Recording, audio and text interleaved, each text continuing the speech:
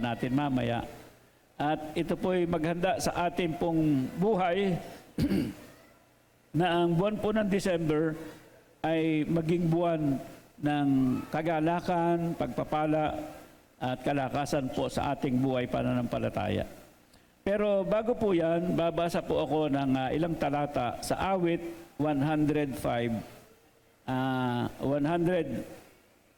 talatang 1 at 5.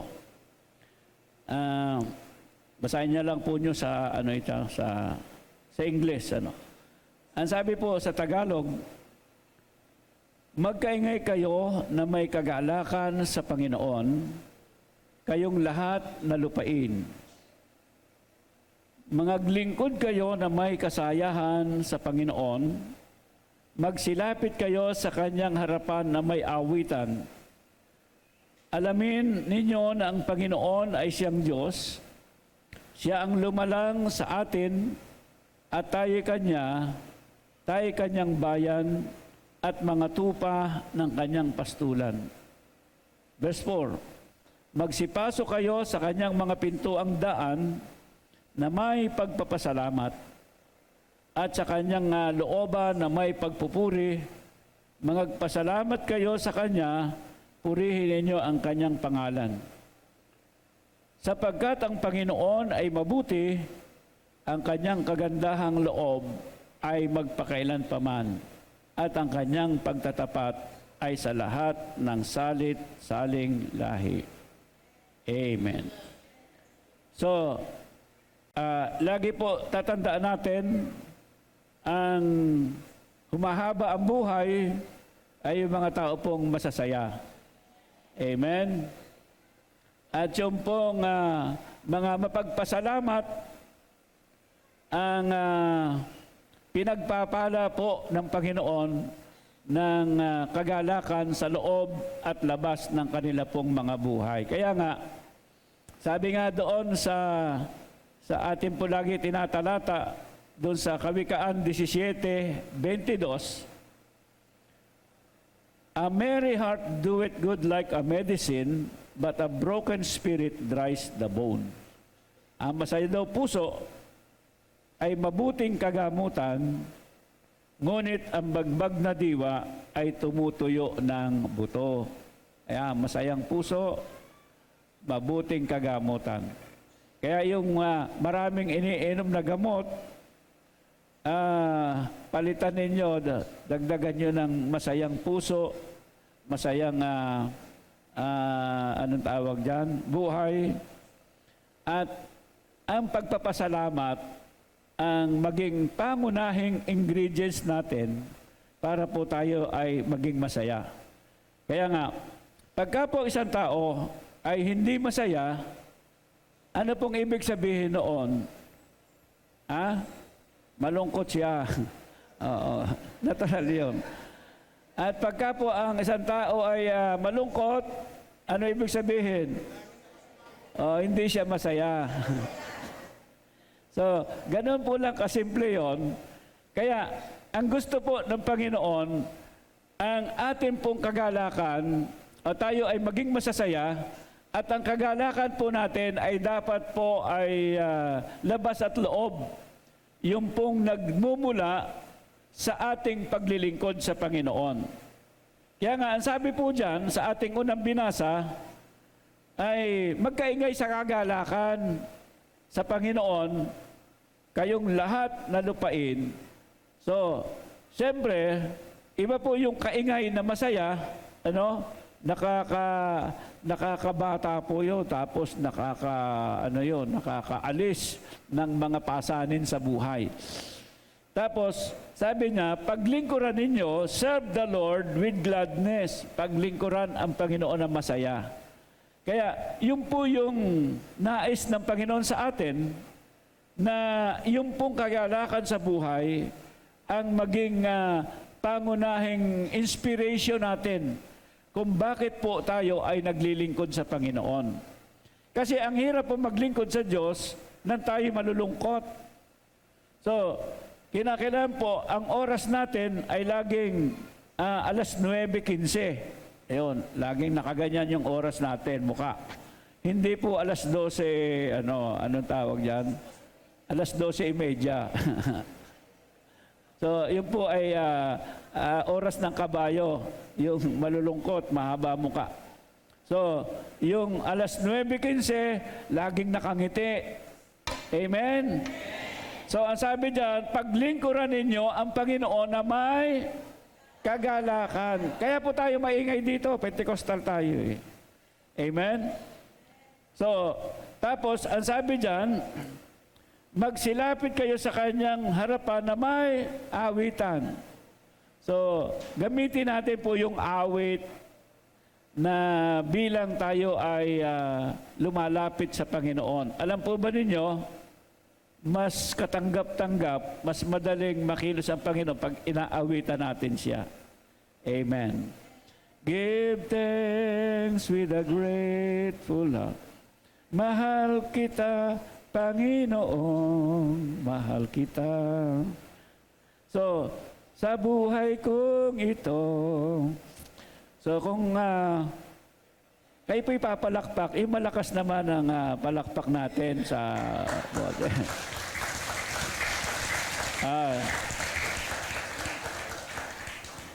so, yung pong iba, ayaw pumalakpak. Huwag na lang.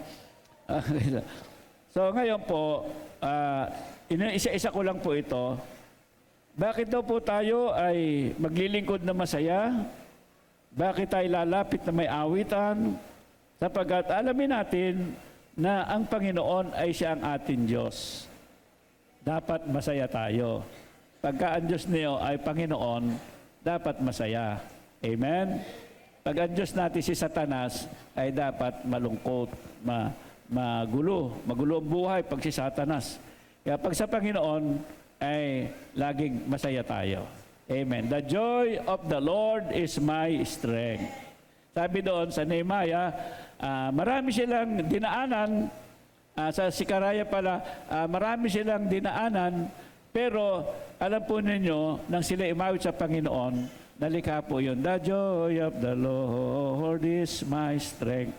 So, ang ibig sabihin po, may problema o wala, dapat po matutunan natin yung kagalakan sa Panginoon na siya pong magiging dahilan para pagtagumpayan natin ang lahat ng mga negatibong sitwasyon natin sa ating buhay. No, sabi niya, alamin ninyo na ang Panginoon ay siyang Diyos, siyang lumalang sa atin, tayo'y Kanya, amen, tayo'y Kanyang bayan at mga tupa ng Kanyang pastulan. Kanya, tayo Kanya, amen. Pag-aari niya tayo Kanyang bayan, at tayo ay Kanyang mga tupa. Oo, amen. So, kaya tayo po dapat tayo maging masasaya. Sapagkat ang Panginoon na ating Diyos ay mabuti. Sabi diyan, verse 5. Sapagkat ang Panginoon nating Diyos ay mabuti. Ang Kanyang kagandahang loob ay magpakailan paman. Ang Kanyang pagtatapat ay sa lahat ng salit-saling lahi. Ayun. So, yun sa 4 pala, nalimutan ko. Sabi doon, verse 4, magsipasok kayo sa Kanyang pintuang daan na may pagpapasalamat at sa Kanyang looban na may pagpupuri. Pagpapasalamat, sabi niya, pumasok sa Kanyang looban. Magsipasok kayo sa Kanyang pintuang daan. Enter His gates with thanksgiving. Sabi niya, at sa Kanyang looban na may pagpupuri at mangagpasalamat kayo sa Kanya at purihin nyo ang Kanyang pangalan. Okay, sabi diyan po,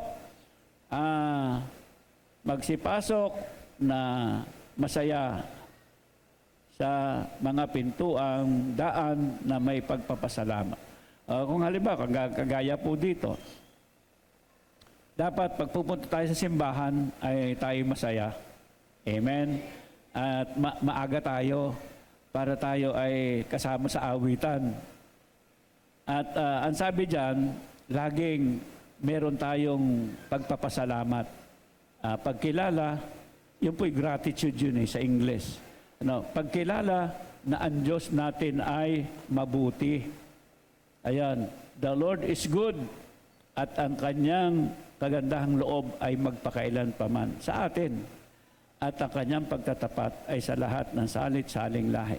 Napansin po ba niyo yung verse 4? Kailangan pagka tayo po ay pag ang Panginoon, ang Diyos natin, pinaglilingkuran at kinikilala mo ang kanyang kagandahang loob, dapat, ang sabi po diyan ay tayo ay laging nagpapasalamat.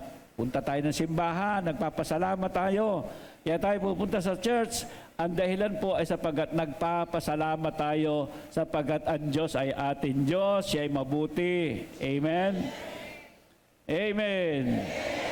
So, kaya agapan po natin, sabihin mo sa iyong katabi, agahan natin. Amen. So, pagkatapos ay magpapasalamat. Magpapasalamat lagi. Sa taong nagpapasalamat ay walang problema na hindi nalulutas. Sa taong, anong tawag dyan? Malungkot, lumalaki ang problema. Okay, ngayon. Tapos, 1 Thessalonians 5:18. Ang sabi po dyan, sa lahat ng bagay, magpasalamat kayo sapagkat ito ang kalooban ng Diyos kay Kristo tungkol sa inyo. Ayun. Ngayon, to sum up yung ating pong binasa, pag masaya po ang isang tao, pag kinikilala mo ang Diyos na iyong Diyos, lagi kang magpapasalamat sa Kanya. At laging magiging magalak ang puso mo. Amen. Amen. Pag ganyan ang ating amen, wag na lang. Amen. Mga ganyan para nagigising ang langit sa atin. Okay, so, kaya sa lahat daw po ng bagay, sa lahat, sabihin mo, sa lahat. Ibig sabihin ng sa lahat, sa panahong may problema, sa panahong walang problema, sa panahong walang pera, sa panahong maraming pera, sa panahon, lahat, sabi niya, anumang situation, sabi diyan, ay magpasalamat sa Panginoon. At saka yung Romans 8:28, di ba? Yung kasama po niyan yan eh. Romans 8:28, sabi niya, ano nga ba sabi niya? Sabi niya, sa lahat ng mga, ano nga ba sabi niya? Ilagay mo yun. For we know. Kaya tayo dapat nagpapasalamat tayo. Kasi sabi niya, sapagkat nalalaman natin na sa lahat ng mga bagay, ang Diyos ay gumagawa sa ikabubuti ng mga umiibig sa Kanya, sa kanila na tinawag alinsunod sa Kanyang layunin. Pag tayo po'y anak ng Diyos, pag tayo po'y masaya, alam natin tayo po ay hinuhubog at dinidisiplina ng Panginoon sa panahong mahirap, sa panahong hindi mahirap, sa panahong may pagsubok, sa panahong walang pagsubok, lagi po tayo ay nagpapasalamat. Bakit? Sapagkat alam po natin ang pinaka-ending, yung pinakadulo ng mga bagay na pangyayari sa buhay natin, ito po ay hiuhubugin ng Panginoon para sa ikabubuti natin.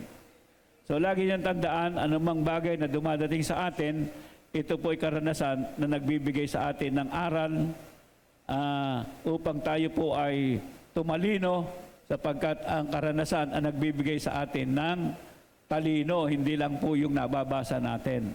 Experience gives us wisdom. May mga sitwasyon tayo hindi natin malaman ang nangyayari kahit anong basahin mo, pero pagka po ang Panginoon ang gumawa, papaunawa niya sa iyo, ito ay para sa ikabubuti. At kahit parang tila masama, ito ay huhubugin niya para sa ikabubuti mo at ikaw ay uunlad sa iyong pananampalataya. So, the purpose is for us to pass the test. Pag nagpas tayo po, pag pumasa tayo sa mga pagsubok ng buhay, siyempre, pagsubok hindi po madali yan. Pagsubok nga eh. Parang examination. So, pagka po tayo ay nag-exam, siyempre, hindi po madali. Pag tayo sinubok sa pananampalataya, hindi rin po madali. Pero pagkatapos po noon, tayo ay natututong maging matibay, natututo tayo sa iba't ibang mga nangyari sa buhay natin. Amen?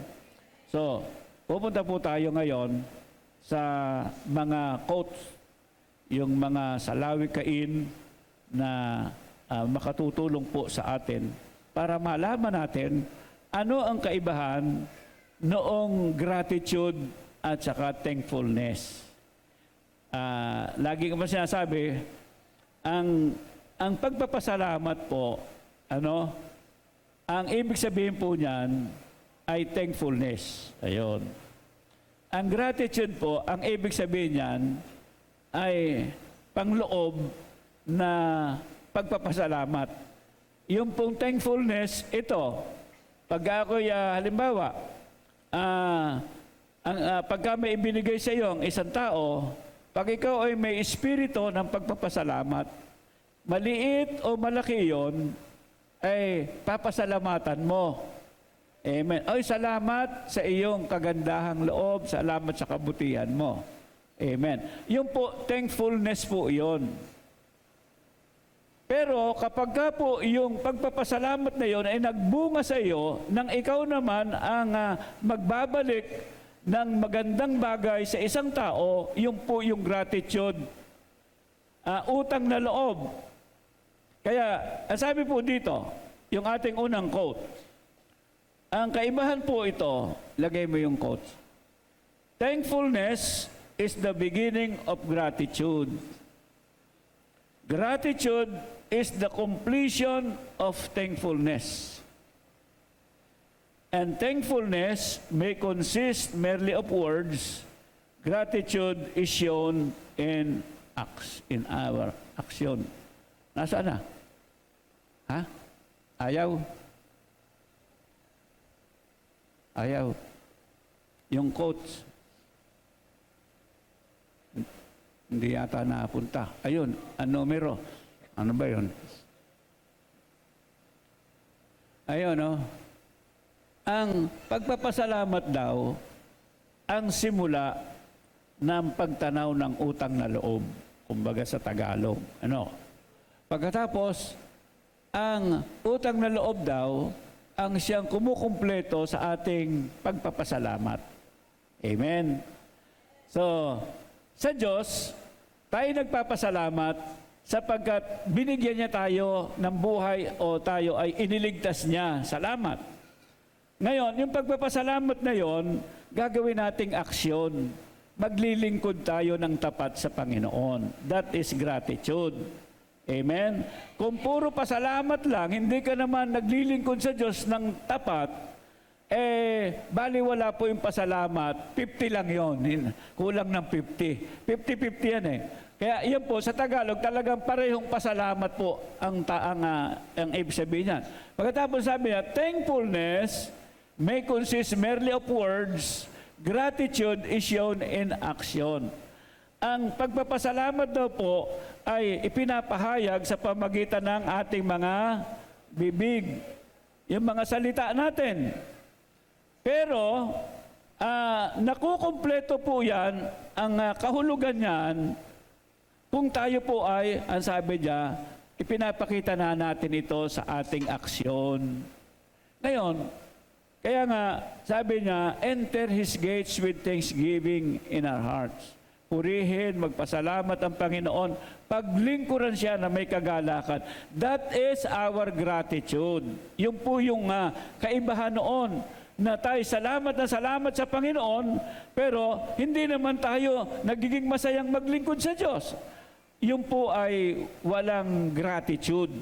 Kaya pagka po tayo ay anak ng Diyos, salamat tayo iniligtas ng Panginoon, salamat namatay ang Panginoon sa atin. Ano po yung, paano natin ipapahayag yon? Sa bibig na lang ba? ipinapahayag po natin yon sa aksyon. So, nagiging kumpleto po yung ating thanksgiving, yung ating pagbibigay ng pasalamat sa Panginoon. Yun po, ang thankfulness, sinasabi ng bibig mula sa isip, subalit ang gratitude po mula sa puso, tayo po ay ipinakikita natin sa ating mabubuting aksyon. Aksyon, yung ating pong paggawa, pagkilos. Amen? So, sa magulang, halimbawa, salamat sa tatay, salamat sa nanay, sapagkat ako po ay inyong minahal. O ngayon, in return, paano mo ipakikita ang gratitude mo sa kanila? Paano mo sila ipakikita yung iyong pagpapasalamat sa kanila? In what way? So, mamahalin mo rin sila, paglilingkuran mo rin sila, amen?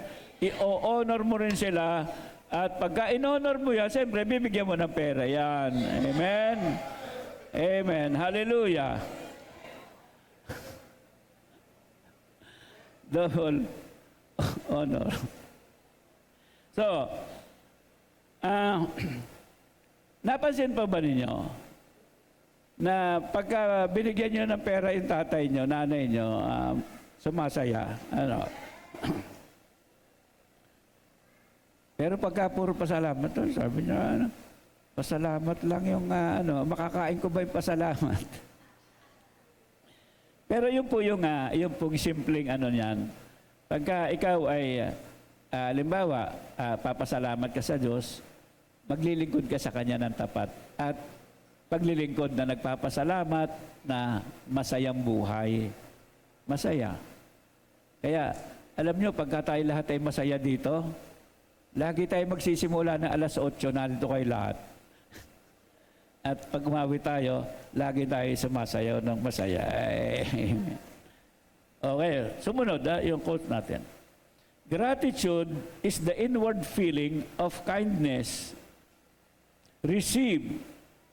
Thankfulness is the natural impulse to express that feeling. Thanksgiving is the natural following of that impulse. Sabi diyan, gratitude is the inward feeling of kindness received. Yan yung pangloob na damdamin natin na tayo sumasaya dahil sa tayo tumanggap na isang bagay. Yan, sapagkat merong nagbigay sa iyo. Thankfulness is the natural impulse to express that feeling. Thanksgiving is the natural following of that impulse. Kaya, tayo naman, pag tayo papasalamat, ini-express naman natin yan. Uy, salamat O, ganoon. So, both are magkasama po yan. So, punta tayo, tuloy tayo. The basic law. Yung basic law.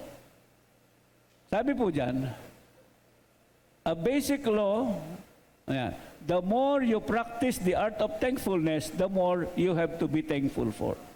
Yun po yung pangunahing alituntunin na kapag po tayo ay nasanay na magpasalamat, lalo po tayong aapaw sa pagpapasalamat. Kaya po, sa taong mapagpasalamat, ang lahat ng bagay na pagtatagumpayan nila. Halimbawa, sa isang tao po na tinulungan mo, sapagkat kailangan niya at humingi siya ng tulong. Pero, maliit lang yung iyong naitulong o kaunti lang yung iyong naibigay. Ano? Pagka po isang tao ay hindi mapagpasalamat, titingnan niya yung ibinigay at kukwentahin niya, naku, nagbigay pa si brother, si sister, maliit pa, kulang pa. Kulang. So, ganun yung mga taong hindi mapagpasalamat. Binigyan mo na, pinalungkot mo pa ang kanyang buhay. Napansin ba ninyo yun? Kasi sasama loob sa iyo Hindi ka naman, wala ka naman kaugnayan sa problema niya. Tutulungan mo lang. Tapos nung tulungan mo, maliit yung naibigay mo. Sasabihin, ay nagbigay pa, ay kulang. So, pinalungkot mo pa siya, nadamay ka pa. doon sa kanyang sama ng loob. Kaya sa susunod, nalalapit sa iyo, anong gagawin mo? Ay pasensya ka na. At pasensya ka, tatapat sa wala, pero saan ka? Naalaala mo yung unang ginawa sa iyo. Na ichinismis ka pa, na, ay mo, ang liit naman magbigay, ganun ka na rin.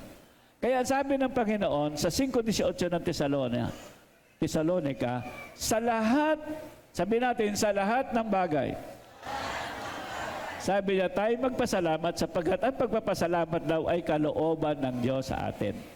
Amen. So, tuloy tayo po. Wala. Tuloy tayo. Ang sabi po dyan, medyo atin ang ito, pagka ang daming nagpasalamat, ating papaayos ito at para maging bibili tayo ng anong tawag dyan, yung sine, yung LED. Okay, so, susunod, the unthankful heart. The unthankful heart discovers no mercies, but the thankful heart will find in every hour some heavenly blessing. Hindi daw mapagpasalamat ang thankful heart. Sa isang taong hindi mapagpasalamat, ay wala daw silang nasusumpungang kaawaan. They discover no mercy. Hindi nila naintindihan wala silang masumpungang kaawaan. Tapos sabi niya, but the thankful heart will find in every hour some heavenly blessing. Pero yung mapagpasalamat daw na tao, ay masusumpungan nila ang makalangit na pagpapala. Amen? So, lagi niyong tandaan, ang taong nagpapasalamat palagi ang pinagpapala. Ang taong hindi mapagpasalamat, laging kulang. At ang taong nagpapasalamat, laging nadadagdagan yan. Amen? O, palakpak muna sa Lord. Okay, so, asa na nga ba yun? Sumunod. Be thankful for what you have, you'll end up having more. If you concentrate on what you don't have, you will never ever have enough. Ayun, tama. Magpasalamat daw tayo sa kung anong meron tayo. At you'll end up having more. Ang magiging resulta niyan ay magkakaroon ka ng higit sa iyong pangangailangan. If you concentrate on what you don't have, halimbawa, nagpo-focus ka doon sa wala sa iyo. Hindi mo hawak. Wala ka nung ganito. Pagka doon ka rin nag-focus, hindi ka magpapasalamat kasi wala sa iyo. Pero sabi dito, if you concentrate on what you don't have, you will never ever have enough. Ang taong hindi mapagpasalamat, laging kulang ng kulang. Walang mahuhusto sa isang taong hindi nagpapasalamat. So, napansin po ba ninyo, kahit malaki, isang tao ay hindi mapagpasalamat, malaki tinanggap, laging kulang yan. So, maliit man o malaki, anong gagawin natin? Magpasalamat. At pagka nagpapasalamat, yung kulang ay magiging sobra. Cycle yun parami ng parami. Habang nagpapasalamat ka, dinadagdagan yung iyong tinatanggap. Ganyan po ang principle. That is the basic principle ng Panginoon. Sumunod. Sabi dito, thankfulness is the beginning of gratitude. Ang pagpapasalamat daw, ang pasimula ng pagtanaw ng utang na loob, kung sa Tagalog po natin. Sabi niya, gratitude is the completion of thankfulness. Ang pagpapasalamat daw po sa puso, utang na loob, kumbaga sa Tagalog, ang siya daw pong kahustuhan ng ating pagpapasalamat. Kaya hindi pwedeng maghiwalay po yung dalawa. yung pong pagpapasalamat at pagtanaw ng utang na loob.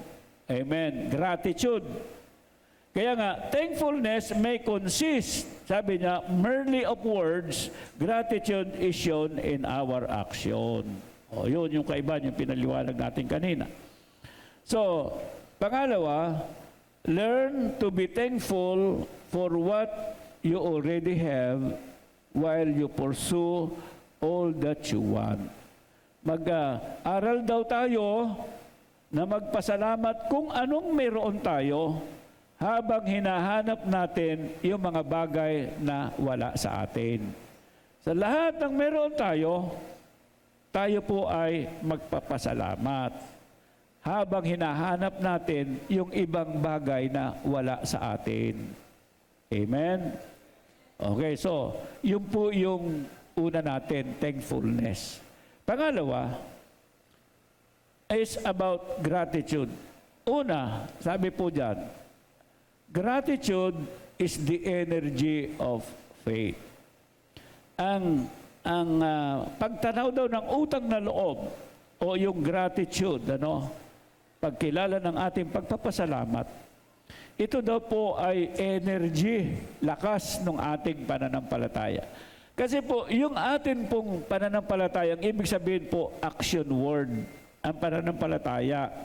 So, pag naniniwala lang po tayo, yun po ay sa isip.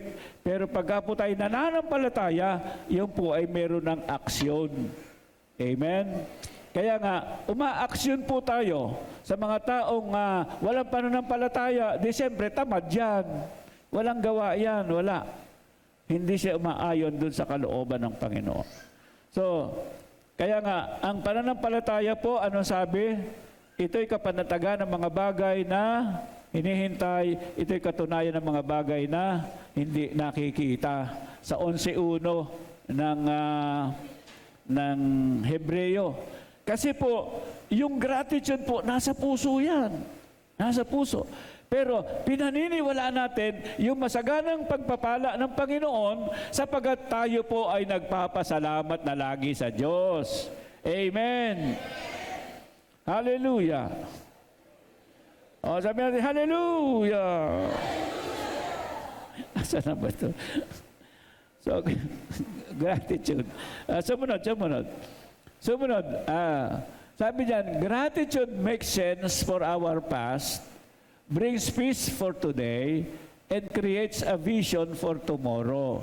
So, ito pong ating pagpapasalamat. Ang sabi niya, it makes sense for our past. Minamahalaga niya yung ating nakaraan, pagkatapos nagdadala ng kapayapaan sa kasalukuyan, at pagkatapos lumilikha ng pangitain para sa hinaharap. Okay, yun.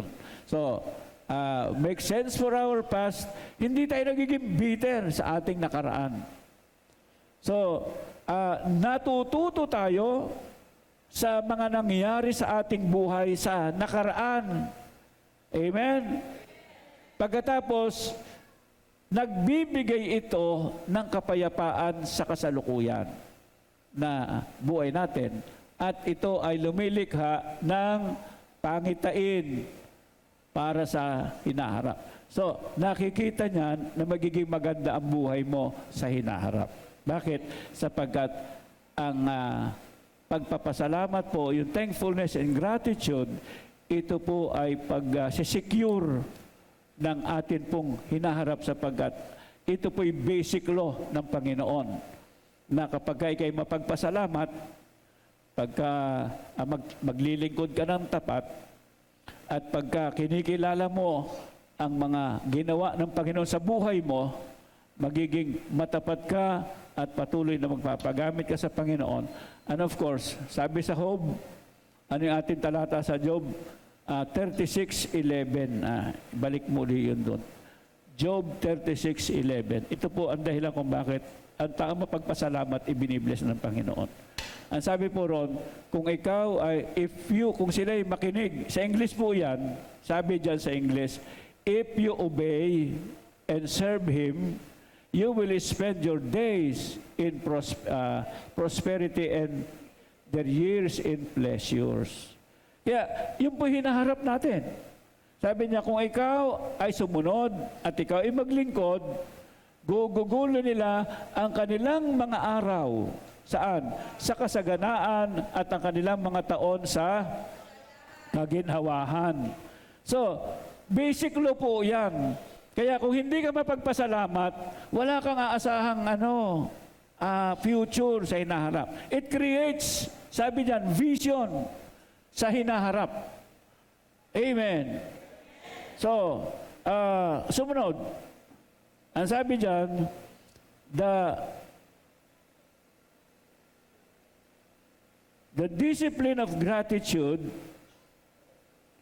is the explicit effort to acknowledge that all I am and have is given to me as a gift of love, a gift to celebrate with joy. Ayun.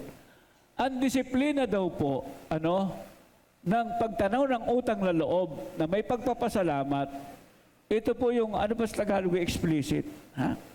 Malinaw. Na,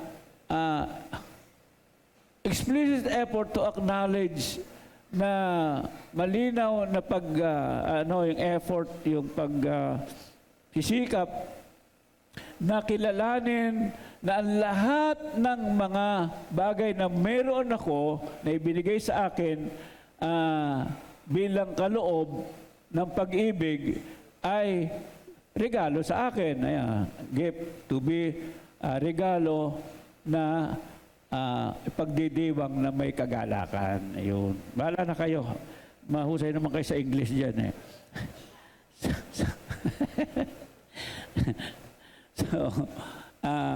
Ang ibig sabihin po dyan, pag wala tayo pong utang na loob, wala tayong pagpapasalamat, wala rin po tayong effort, nakilalanin natin na lahat na meron tayo na tinanggap natin ay kaloob ng Diyos.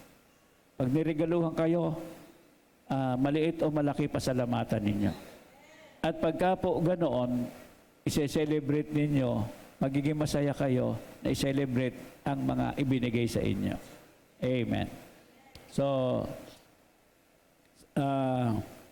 sa madaling sabi, kung babalik tayo doon po sa una natin pinag-usapan, ang taong hindi po mapagpasalamat, hindi masaya.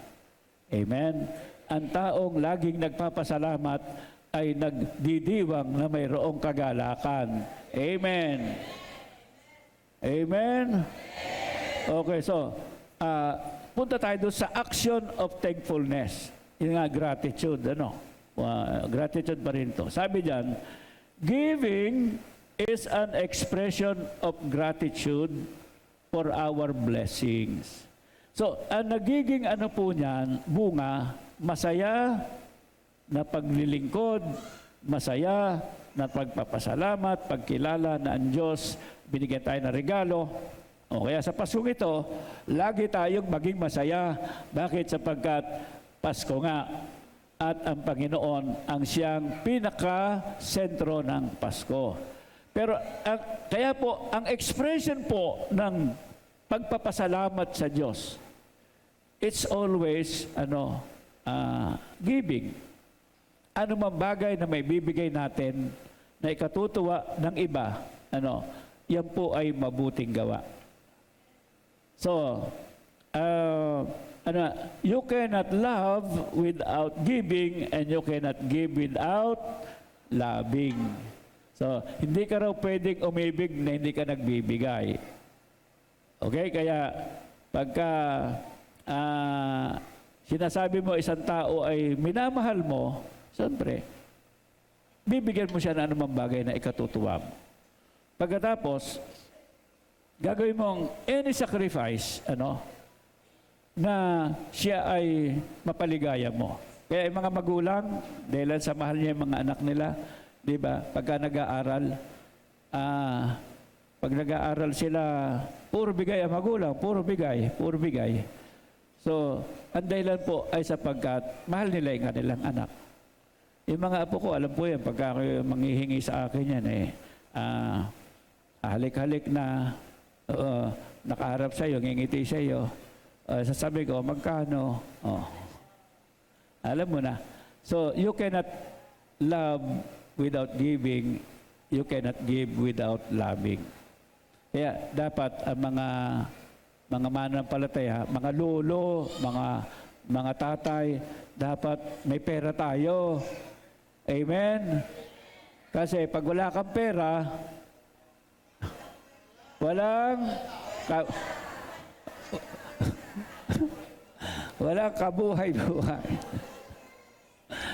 Pag wala pera, wala ka kwenta-kwenta. Bakit? Wala kasing kabuhay-buhay. So, yung aking mga anak, yung aking mga apo, nasabi, ay, lolo, ganito, ako papasok na. O, sabi, magkano?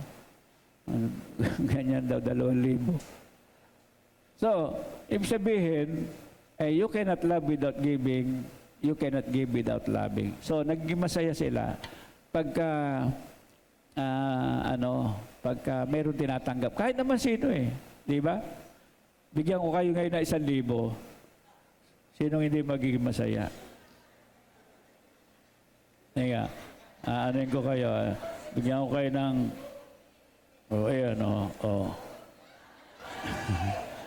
yung unang pumunta dito ay tatanggap ng 500. Ayan. Halika. Ito ay 100. Ayan. Di ba? Masaya kayo? Pang-offer ko na ito So, ibig sabihin, masaya tayo pagka tayo po ay nagbibigay at tumatanggap. So, ang thankfulness po, ganito ang thankfulness at saka gratitude, ito po ay magkasama palagi. So, hindi pwedeng ilayo o paghiwalayin yung dalawa. Para maging kumpleto yan, dapat ikaw ay nagpapasalamat at dapat ikaw ay nagbibigay. Amen? Giving is an expression of gratitude for our blessing. Tapos, lastly, the more you express gratitude for what you have, the more likely you will have even more to express gratitude for. Sabi niya, the more you express gratitude. So, sa higit natin pagpapahayag ng ating pagpapasalamat sa bagay na meron tayo, sabi diyan, the more likely you will have even more to express. Bibigyan ka ng higit, para ipahayag mo yung iyong pagpapasalamat. Amen? So, kaya tayo po mga mananampalataya, habang binibless tayo ng Panginoon, i-bless ninyo ang gawain ng Diyos. Amen. I-bless po natin at kilalanin natin ang mga tao na nagsakripisyo sa atin, lalo na sa mga anak. Huwag niyong aabandonahin ang inyong mga magulang. Ano man ang mangyari. Ano man ang mangyari, di kita iiwan. Duterte. So, ngayon, ano ba mangyari? Huwag niyong gagawin kawawa. That is an expression of our thankfulness. Mahalin niyo ang inyong mga magulang, pagpalain niyo sila, mahalin natin ang ating Panginoon, paglingkuran natin sila ng tapat, at maniwala po tayo, magkakaroon tayo ng mabuting kawakasan. Amen. Babalik tayo sa Job. Ang taong sumusunod at ang taong naglilingkod doon sa awit, ang mga taong masasaya na umaawit, masasaya na nagpapasalamat sa Panginoon, ang kanilang kinabukasan ay ang kanilang buhay ay magiging masagana at ang kanilang kinabukasan ay magiging content, sagana. So, ngayong umaga, sino po masaya sumigaw ng hallelujah? So marami tayong blessing sa Panginoon sa Kapaskuhang ito. So, a merry heart doeth good like a medicine. So lagi tayo maging masaya maglingkod sa Diyos. Maniwala po tayo, hindi tayo lilimutin ng Panginoon sapagkat ang sabi sa ating unang binasa, kayo ay kanyang, ano sabi diyan? Kayo ay pag-aari ng Panginoon. Tayo ay bayan ng Diyos. Tayo ay tupa ng Panginoon. At lahat ng bagay gagawin niya para sa atin. Pero it takes to do our part. No? Nangailangan na gawin natin ang ating bahagi. At yan ay lagi tayong magpasalamat. Hallelujah. So, huwag niyong kakalimutan ang mga taong dapat niyong pagpasalamatan. Ang iglesia na dahilan kung bakit kayo papasok sa langit, natutunan nyo ang daan patungo sa langit. Siyempre, yung iyong pastor, yung inyong mga leader, walang, sabi natin, walang iwanan. Amen. Walang iwanan.